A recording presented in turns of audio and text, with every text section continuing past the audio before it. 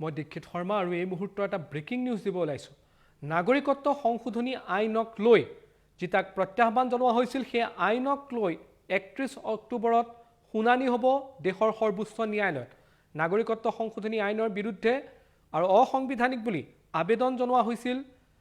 দেশৰ সৰ্বোচ্চ ন্যায়ালয়ত আৰু মুখ্য ন্যায়াধীশৰ আদালতে 31 অক্টোবৰৰ তাৰিখ নিৰ্ধাৰণ কৰিছে শুনানিৰ বাবে এই মুহূৰ্তৰ এটা ব্ৰেকিং নিউজ আমি আপোনালোকক দি আছো কাক লৈ উচ্চতম ন্যায়ালয়ত শুনানি 31 অক্টোবৰত কাৰ শুনানি দেশৰ সৰ্বোচ্চ ন্যায়ালয়ত মুখ্য ন্যায়াধীশ ইউ ললিতে শুনানিৰ দিন ধাৰ্য কৰিছে তিনিজনীয়া বিচাৰপীঠ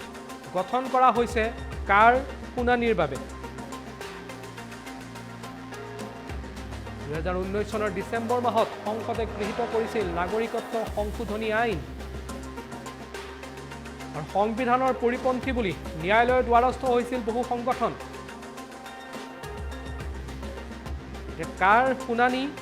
অহা 31 অক্টোবৰত অনুষ্ঠিত হ'ব দেশৰ সৰ্বোচ্চ ন্যায়ালয়ত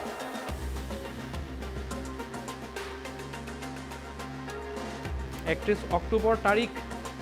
নিৰ্ধাৰণ কৰিছে মুখ্য ন্যায়াধীশ ইউ ললিতে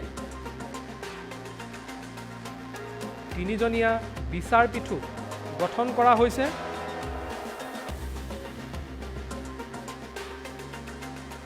আৰু এই মুহূৰ্তৰ এটা ডাঙৰ খবৰ আমি আপোনালোকক জনাই আছো কাক লৈ আহিছে আমাৰ হাতলৈ